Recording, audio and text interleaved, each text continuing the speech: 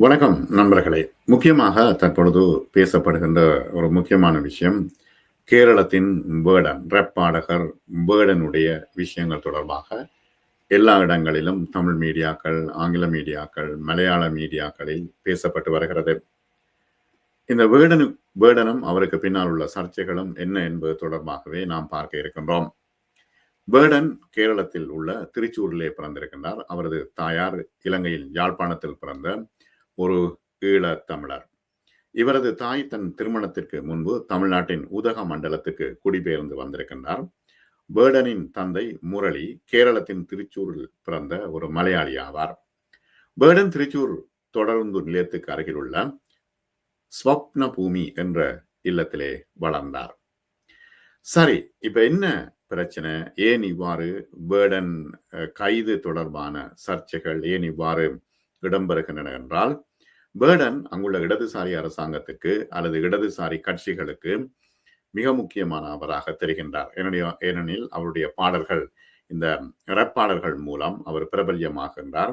அதுக்கு பிறகு இடதுசாரி கட்சிகளோடு இணைந்து அவர் செயல்படுகின்றார். அப்பொழுது பிஜேபி தானாகவே இந்த பிரச்சனையை சர்ச்சையை ஏற்படுத்திக் கொள்ளும் என்பதில் எந்த விதமான மாற்று கருத்தும் இல்லை. இப்பொழுது இடதுசாரி கட்சிகளுக்கும் பிஜேபிக்கும் இடையில் உள்ள அரசியலில் சிக்கி தப்பித்துக் கொண்டிருக்கின்றார் வேர்டன் என்பதுதான் தற்பொழுது வருகின்ற முக்கியமான பல தகவல்கள். முக்கியமாக கேரளாவில் வலதுசாரிகளும் பிஜேபி காரர்களும் சங் பரிவார் அமைப்புகளும் தற்பொழுது வேர்டனை குறிவைத்து தாக்கி வருகின்றன. இடதுசாரி கட்சிகளோடும் மற்றும் இடதுசாரி அமைப்புகளோடும் வேர்டன் உண்மையில ரப்பாடகர்கள் எப்பொழுதும் இடதுசாரி அமைப்புகளோடு இணைந்திருப்பார்கள்.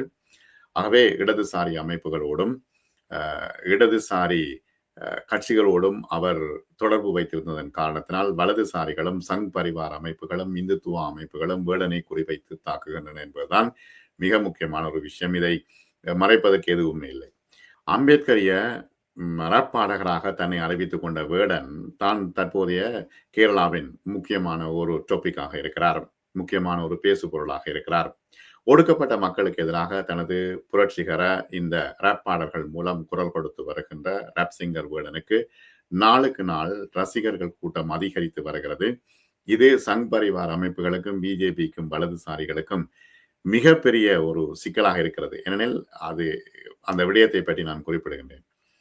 இந்த நிலையில் தான் பிரதமர் மோடியை தனது பாடல்களிலே இழிவுபடுத்தியதாக கூறி ரேப் பாடகர் வேர்டன் மீது NIA விசாரணை கூறி உள்துறை அமைச்சர் அமித்ஷாவுக்கு நேரடியாக புகார் மனு அனுப்பியிருக்கிறார் கேரள பாலக்காடு நகராட்சியின் பாரதிய ஜனதா கட்சி கவுன்சிலர் VS மினிமோல். இப்பொழுது உங்களுக்கு விஷயம் புரிந்திருக்கும். யாரெல்லாம் பிரபல்யமாக இருக்கிறார்களோ, யாரெல்லாம் இடதுசாரி அமைப்புகளோடு இருக்கிறார்களோ அவர்கள் மீது பாரதிய ஜனதா கட்சி நிச்சயமாக தன்னுடைய கணையை வீசும் என்பதில் எந்த விதமான மாற்று கருத்தும் இல்லை. இதுதான் விஷயம், இதுதான் முக்கியமான விஷயம். அதில் அவர் மலையாள ரப்பாடகர் வேர்டனின் ஒரு பாடல் வரி இந்துக்கள் மத்தியில் இந்துக்கள் மத்தியில் சாதி வெறுப்பை தூண்டுவதாகவும் நரேந்திர மோடியை பற்றி அவதூறான கருத்துக்களை கொண்டதாகவும் இருக்கிறது. எனவே தேசம் வாள் ஏந்தியவரின் கைகளில் உள்ளது மற்றும் போலி தேசியவாதி, இவ்வளவுதான் அந்த பாடல் வரியில உள்ள விஷயம். அவர் பாடலை எழுதுவார், பாடுவார். மக்கள் மத்தியில் மிக பிரபல்யமாக அவர் இப்பொழுது வலம் வந்து கொண்டிருக்கின்றார். என்ன விஷயம்? தேசம் வாள் ஏந்தியவரின் கைகளில் இருக்கிறது. இது நரேந்திர மோடியை பற்றி குறிப்பிட்டு அவர்கள் சொல்கின்றார்கள்.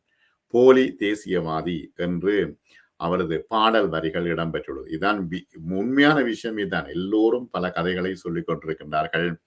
பாரதிய ஜனதா கட்சிக்கும் இடதுசாரி அரசியலுக்கும் உள்ள எப்படியோ பாரதிய ஜனதா கட்சி கேரளாவில் தன்னுடைய இடத்தை பிடித்து விட வேண்டும் என்று பகீரத பிரயத்தனம் செய்கிறது. கேரளா, தமிழ்நாடு போன்ற இடங்களில் முடியாமல் இருக்கிறது. ஆகவே பாவம் இந்த வேர்டன் இதற்குள் அகப்பட்டு விட்டார். சரி, இது பிரதமரின் தனிப்பட்ட மற்றும் அரசியல் பிம்பத்தை கெடுப்பது மட்டுமன்றி நாட்டின் மிக உயர்ந்த அரசியல் அமைப்பு அலுவலகத்தின் கண்ணியத்தையும் அவமதிக்கும் வகையில் இருக்கிறது. எனவே அவர் மீது தேசிய புலனாய்வு அமைப்பு விசாரணை நடத்த வேண்டும் என்று அவர் கூறியிருக்கின்றார். பாரதிய ஜனதா கட்சி கவுன்சிலர் VS மினிமோல் கூறியிருக்கின்றார். அமித்ஷாக்கு நேரடியாக, உள்துறை அமைச்சருக்கு நேரடியாகவே அவர் கடிதம் போட்டுவிட்டார். இதுதான் மிகப்பெரிய பிரச்சனையாக தற்பொழுது வேர்டனுக்கு மாறியிருக்கிறது. இந்த மினிமோல் இது பிஜேபி கவுன்சிலருடைய பெயர் என்பதை ஞாபகம் வைத்துக் கொள்ளுங்கள். இந்த குற்றச்சாட்டுக்கு சங் பரிவார் அமைப்புகள் ஆதரவு தெரிவிக்கின்றன. இந்து ஐக்கிய வேதி தலைவர் KP சசிகலா இது குறித்து கடந்த மே மாதம் 21ஆம் தேதி பாலக்காட்டிலே ஒரு கூட்டத்திலே பேசியிருக்கின்றார். அப்பொழுது அவர் மேல் சட்டை ஏதுமின்றி பாடும் ரப்பாடகர் வேடனால் சமூகத்திலே கலாச்சார சீரழிவு எழுகிறது. இதனை தடுத்து நிறுத்த வேண்டிய நேரம் இது. மேலும் ராப் இசை SC/ST சமூகத்துடன் எந்தவித தொடர்பும் இல்லாதது. ஆனால் அதன் மூலம் வேடன் மக்களிடையே பிரிவினை விதைக்கிறார் என்று குற்றம் சாட்டியிருந்தார். இப்பொழுது பிஜேபி எம்பிமார் எல்லாம் படங்களில வந்து மேலாடை இல்லாம வந்தால் அது பெண்கள் கூட எந்த பிரச்சனையும் இல்லை பிஜேபிக்கு. கங்கனா ராவத் நடித்த பிஜேபி எம்பி கங்கனா ராவத் நடித்த படங்கள் உங்கள் எல்லோருக்கும் தெரியும். ஆனால் இந்த ரப்பாடகர் பேர்டன் வந்தா தான் இது முக்கியமான ஒரு பிரச்சனை. எனினும் ரப்பர் பேர்டனுக்கு ஆதரவாக ஆளும் இடதுசாரி கட்சியினரும் காங்கிரஸ் கட்சியினரும் இணைந்து குரல் கொடுத்து வருகின்றனர். அதை நான் ஏற்கனவே சொன்னது போல பிஜேபி மற்றும் இடதுசாரி காங்கிரஸ் கட்சிகளுடைய இந்த அரசியல் எஜ்ஜுக்குள்ள வந்து பேர்டன் மாட்டுப்பட்டு விட்டார் என்பதுதான் இங்கே முக்கியமான விஷயம். பேர்டன் மீதான NIA விசாரணை கோரும் பாரதிய ஜனதா கட்சி தலைவரின் புகார் சமூக ரீதியாக வெறுக்கத்தக்க மற்றும் சட்டவிரோதமான சாதி அமைப்பில் ஆழமாக வேறு ஊன்றிய RSS மற்றும் பாஜகவின் சகிப்பு தன்மையினையும் பேர்டன் மீதான அதீத வெறுப்பையும் காட்டுகிறது என CPIM கட்சி தெரிவித்திருக்கிறது. இடதுசாரி கட்சி தேசிய புலனாய்வு அமைப்பு விசாரணை கூறுகின்ற அளவுக்கு வலதுசாரிகளால் குறிவைக்கப்படுகின்ற இந்த பேர்டன் யார், அவரின் பின்னணி என்ன, நாளுக்கு நாள் அவரது ரசிகர்கள் எண்ணிக்கை அதிகரித்து வருவது ஏன் என்ற கேள்விகளும் எல்லா பக்கத்திலும் எழுகின்றன. ஏற்கனவே நான் குறிப்பிட்டது போல இலங்கையில யாழ்ப்பாணத்தில் பிறந்தவரான பேர்டனின் தாயார் பிழைப்புக்காக தமிழ்நாட்டின் ஊட்டியில் தஞ்சமடைந்தார் என்றுதான் சொல்லப்பட்டிருக்கிறது. அவர் அகதியா போனாரா அல்லது வந்து அவர் பிழைப்புக்காக போனாரா என்கின்ற தெளிவான தகவல்கள் எங்கும் இல்லை. பார்ப்போம், தேடி கண்டுபிடிப்போம். பின்னர் அங்கிருந்து வேலை தேடி கேரளாவின் திருச்சூருக்கு சென்றார். அங்கு பிற்படுத்தப்பட்ட வகுப்பைச் சேர்ந்த முரளி என்பவரை திருமணம் செய்து கொண்டார். இந்த தம்பதியினருக்கு இரண்டாவது குழந்தையாக 94ஆம் ஆண்டு பிறந்தவர் தான் இந்த பேர்டன். அவரது இயற்பெயர் உண்மையில ஹிரன்தாஸ் முரளி. சிறு வயதுல மீன் பிடிப்பதில் அவருக்கு விருப்பம் இருந்தது. அவருடைய நண்பர்கள் அவரை வேடன் கருப்பா இருக்கிறதால வேடன் என்று செல்லமாக அழைத்தார்கள். ஆகவே அதுக்கு பிறகு அது பேரே அவர் வேடன் ஆயிட்டுது. அவருடைய அந்த ரேப் பாட்டுக்கும் ரேப் மியூசிக்கும் வேடன் என்று அவர் பெயர் வைத்தார். வேடன் என்று அவர் பிரபல்யமானார். மலையாளம் அப்பா தானே, நல்ல சிறப்பாக மலையாளம் பேசுவார், தமிழும் அவர் நல்லா பேசுவார். சிறு வயதிலேயே இந்த ராப் இசையால் ஈர்க்கப்பட்ட ஹிரன்தாஸ் முதன்முறையாக பேர்டன் என்ற பெயரிலே 2019ஆம் ஆண்டிலே வாய்ஸ் ஆஃப் தி வாய்ஸ்லெஸ் என்ற தனது முதல் இசை வீடியோவை யூடியூப்ல தான் வெளியிட்டார், பிரபல்யமானார். அப்பொழுது அவருக்கு வயது 25. சாதி பாகுபாடு, நிறவரி மற்றும் பிற சமூக அநீதிகளை எதிர்கொள்ளும் பட்டியல் சாதியினரின் மற்றும் பழங்குடியின சமூகங்களின் போராட்டங்களை நேரடியாக அந்த பாடல்களிலே அவர் பாடியிருந்தார் 2019. மேலும் தவறான தேசபக்தி மற்றும் அதிகாரத்துல இருக்கிற ஆக்கள் இந்த பாசாங்குத்தனம், மானாதிக்கம், பெண்கள் மீதான அத்துமுறல், இந்த பிரச்சனைகளையும் அவர் பாடல்கள்ல கொண்டு வந்தார். ஏனென்றால் அவர் பாடலே எழுதுவார். அப்ப முதல் பாடல் ஆல்பம் கேரளாவிலே மிகப்பெரிய அதிர்வை உண்டாக்கி இருந்தது. அது கேரளா முழுக்க அது பிரபல்யமாக இருந்தது. இடதுசாரிகள் அதனை எல்லா இடமும் கொண்டு போய் சேர்த்தார்கள்.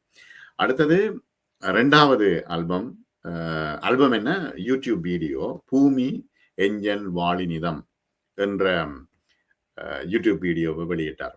அவரது பாடல்களில் ஒடுக்குமுறைக்கு எதிரான புரட்சிகர வரிகள் இருந்தன.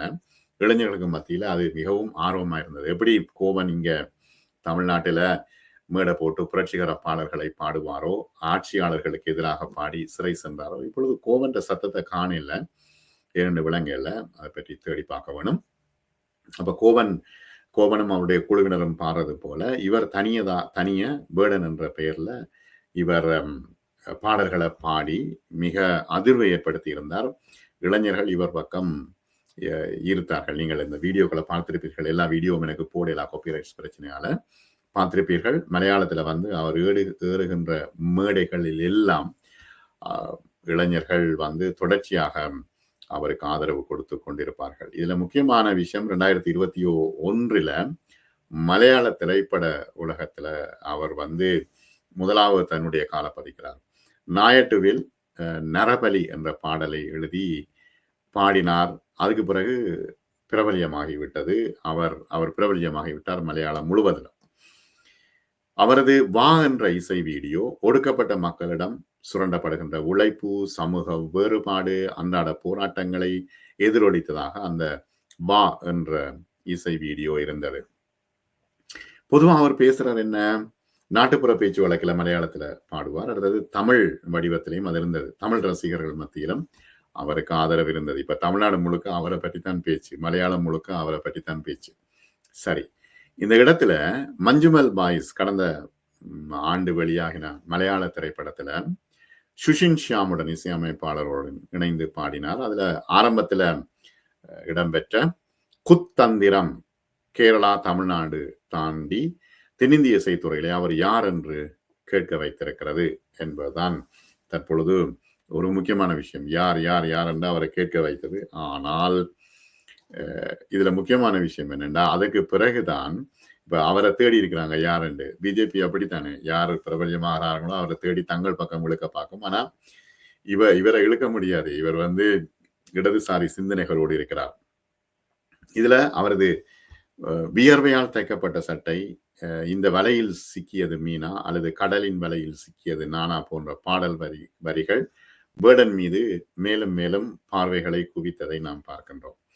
கொண்டல் திரைப்படத்தில் மீனவர்களுடைய வேலி போன்ற விஷயங்களை அவர் சமூகத்துல தன்னுடைய குரலால் சொல்ல துவங்கினார். இதுல மிக முக்கியமாக இந்த நரிவேட்ட படத்துல காடழிப்பால் தங்கள் வீடுகளை இழந்து துரத்தப்படும் வனவாசிகளுடைய வலிகளை பாடியிருந்தார். இப்ப ரெப்பாடகர் மட்டும் இல்ல, அவர் அழகாக வரிகளை எழுதுவார். இதன் மூலமாக அவர் சமூகத்துல மிகப்பெரிய ஆகர்ஷமாக இருந்திருக்கின்றார். இப்படி இவர் இப்ப ரப்பாடல்களோட எப்படி மலையாள திரைப்படம் சிம்பிளா இருக்கும், ஆனா அதற்குள்ள இந்த ரப்பாடல்களை புகுத்தி ஒரு புரட்சி செய்திருக்கின்றார்கள். அதன் மூலமாக வந்த பிரபல்யம் மிக முக்கியமான ஒரு தாக்கத்தை ஏற்படுத்தி இருக்கிறது. இப்பொழுது 30 வயது வேடனுக்கு கேரளாவிலே ஒடுக்கப்பட்ட மக்களின் குரலாக அவர் இருக்கிறார். இந்த நிலையில் தான் CBIM தலைமையிலான அரசாங்கம் அவருக்கு வெளிப்படையாக ஆதரவு தெரிவிக்கும் வகையிலே அதனுடைய 4வது ஆண்டு விழா மேடையிலே அவருடைய குரலை ஒலிக்க செய்தது. இது பிஜேபிக்கு பயங்கர கோபமாக மாறிவிட்டது. அந்த விழாவுக்கு இடுக்கி வந்திருந்த நிலையிலே ஏப்ரல் 28 கேரள போலீசார் போதைப்பொருள் தடுப்பு பிரிவு அடுக்குமாடி குடியிருப்பிலே அவர் அடுக்குமாடி குடியிருப்பில் கஞ்சா பயன்படுத்தியதாக வேடனை கைது செய்திருக்கிறது.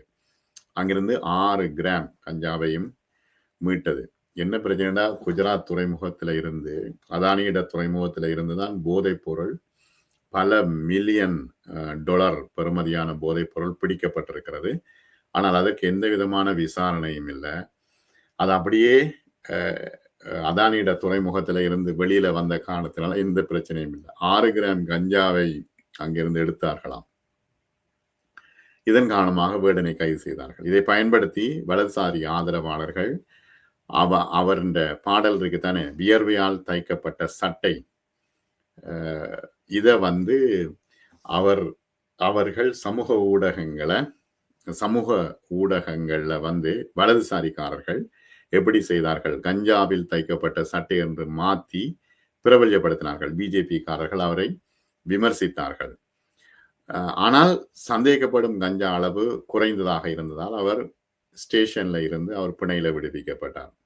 இப்ப மாநில அரசின் 4வது ஆண்டு, இடதுசாரி அரசு தானே, 4வது ஆண்டை குறிக்கும் வகையிலே இடுக்கியில் திட்டமிடப்பட்டிருந்த வேடனின் இசை கச்சேரியும் அதுக்கு பிறகு ரத்து செய்யப்பட்டிருக்கிறது. அதுக்கு பிறகு 29ஆம் தேதி, ஏப்ரல் 29ஆம் தேதி கழுத்துல சிறுத்த பல் போட்ட ஒரு செயினை அவர் அணிந்திருந்ததாக கேரள வனத்துறை அவரை வனவிலங்கு பாதுகாப்பு சட்டத்தின் கீழ் பதிவு செய்திருக்கிறது.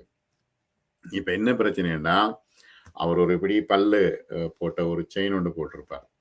அதற்காக இவர்கள் கேரள வனத்துறை என்னன்னா எங்க தேடி தேடி தேடி பார்க்க முடியுமோ எல்லாத்தையும் பார்த்து அவரை கைது செய்து எப்படியாவது சிறைக்குள் அடைக்க வேண்டும் என்பதுதான் பிஜேபியினுடைய குறிக்கோளாக இருக்கிறது. மிக தெளிவாக தெரிகிறது, இதை மறைக்கிறதுக்கு ஒன்றும் இல்லை. அப்ப அவர் சொன்னார், இது உண்மையான பலன் எனக்கு தெரியாது. இது தோழர்கள் எனக்கு வழங்கின ஒரு பரிசு, அதனால தான் நான் போட்டிருக்கிறேன் என்று சொல்லி அவர் சொன்னார். ஆனால் இப்ப வேடென்ற சாதி வரி, நிறவரி, ஒடுக்குமுறைக்கு எதிரான அடங்காத குரல், அடுத்தது இடதுசாரி கட்சி, காங்கிரஸ் கட்சியின் ஆதரவு இருக்கிற காரணத்தினால பாரதிய ஜனதா கட்சி சங் பரிவார் அமைப்புகளுக்கு அவர் மீது தொடர்ந்து குற்றம் சாட்டினாலும் எதையும் செய்ய முடியாமல் இருக்கிறது. ஆகவே கேரளா சிபிஐஎம் மாநில செயலாளர் கோவிந்தன் சொல்லும் பொழுது, வேடன் இருக்கிறாரே அவர் கேரள இசை வரலாற்றில் ஒரு புதிய அலையை உருவாக்கி வருகின்றார். அவரது தனித்த தலித் அரசியல் சிந்தனை கொண்ட பாடல்கள் சக்தி வாய்ந்தது. அது ஒடுக்குமுறைக்கு ஆளானவர்களின் குரலாக சமூகத்தில் எதிரொலிக்கிறது. இதனால என்ன பிரச்சனைன்னா, சங் பரிவார் அமைப்புக்கு பிஜேபிக்கு இது பெரும் வெறுப்பை ஏற்படுத்துகிறது. அவர்களுக்கு வெறுப்பை ஏற்படுத்துகிறது.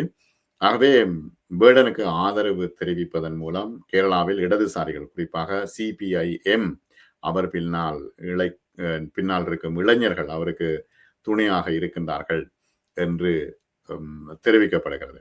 இதுதான் பிரச்சனை. என்னன்னா, அவர் நல்லா பாடுறார், சமூக ஒடுக்குமுறைகளுக்கு எதிராக புது குரலாக இந்த ராப் இசை மூலம் வெளிப்பட்ட பேர்டன் மிக முக்கியமாக கேரளத்திலையும் மட்டுமில்லை, இப்ப தமிழ்நாடு முழுவதிலுமே அவர் தற்பொழுது பேசப்பட்டு வருகின்றார்.